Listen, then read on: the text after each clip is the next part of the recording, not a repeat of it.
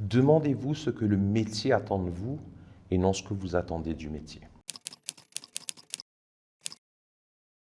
Je m'appelle Jean-François Lechning, j'ai 51 ans. Je me plais à dire, pour faire plus sympa, que j'ai le demi-siècle plus un an. 51 ans, dont 33 consacrés à la presse. J'ai commencé en 1991 à 5+, sous la tutelle de Finlay Salès. J'ai enchaîné avec Le Mag, sous la tutelle d'Alain Gordon-Gentil, où j'ai découvert la folie des belles lettres.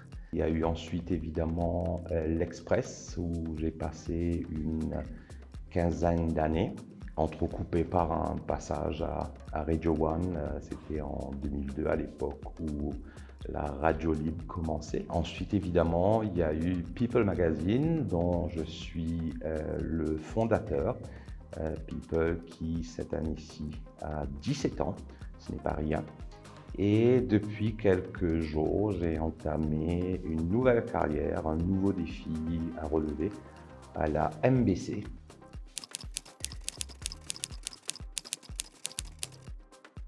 J'avais envie de me recentrer sur l'essentiel, sur l'être humain, aller à la rencontre des gens, mieux comprendre leur vécu, leurs aspirations, leurs difficultés.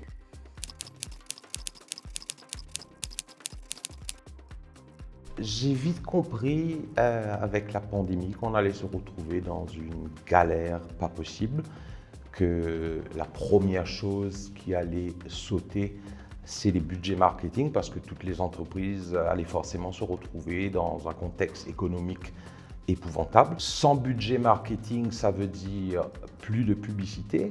La pub dans le monde des magazines, c'est le nerf de la guerre. On s'est retrouvé face à deux choix. Le premier choix était de fermer boutique. La deuxième option était de basculer vers le digital. Au début, je dois dire que j'étais sceptique. Le digital, pour moi, c'était ce vulgaire PDF qu'on fait suivre à tout le monde et ça, j'en voulais pas. Mais très vite, après avoir discuté avec quelques personnes, après avoir visité certaines plateformes, je suis tombé sur Calameo qui me proposait de continuer le magazine selon les règles de l'art, avec cette dimension, le toucher interactif. Donc c'était un pari à prendre.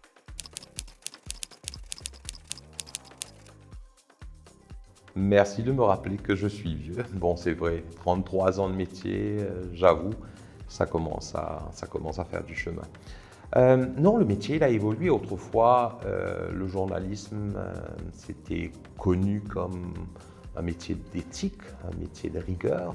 Aujourd'hui, avec l'émergence des réseaux sociaux, le métier a considérablement évolué et pas forcément dans la bonne direction. On voit éclore depuis quelques années une profusion de titres, souvent tenus par des journalistes entre guillemets citoyens, qui pensent connaître le métier, mais qui en réalité n'ont aucune connaissance de ce qu'il faut faire. Ce sont des sites à buzz, des accidents par ici, des bagarres par là, des commentaires totalement inappropriés qui peuvent mettre le feu à l'harmonie sociale. Ce qui m'inquiète le plus, c'est pas que ces sites existent, mais que les Mauriciens en sont friands. Souvent, les sujets proposés par ces journalistes citoyens font le buzz, 15 000 vues, 20 000 vues, 25 000 vues, alors que des papiers autrement plus intéressants, des papiers travaillés, des papiers solides, ou des sujets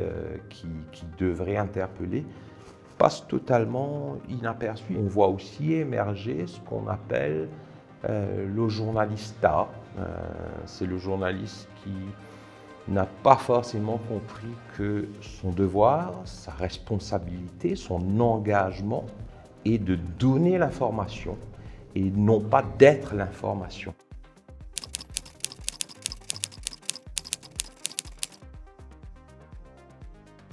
Il faudrait commencer par confier la responsabilité des salles de rédaction à des journalistes de carrière et non pas à des hommes d'affaires. Moi, personnellement, mon métier, je l'ai appris dans les salles de rédaction, au contact de mes aînés, ceux qui avaient l'expérience et qui, de temps en temps, me remettaient sur le droit chemin qui partageaient avec moi une technique, une tactique, une façon de travailler, qui me partageaient leur carnet d'adresses. Moi, je crois que une salle de rédaction, c'est le socle même du métier.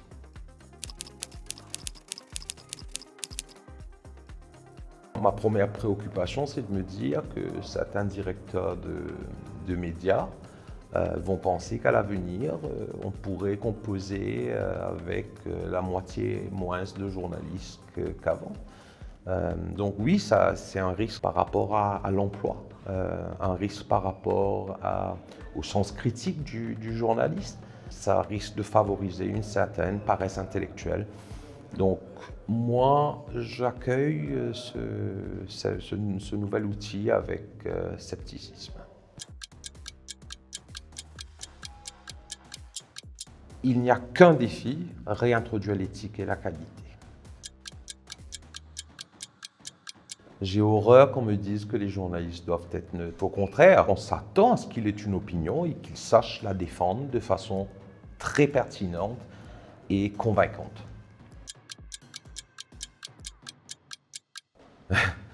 Le mot scoop. Être le premier à divulguer une information, oui, ça compte, mais ce n'est pas le plus important. Ce qui compte, c'est être le meilleur.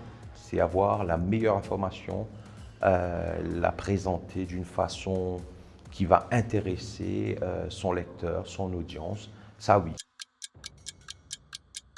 La passion d'abord.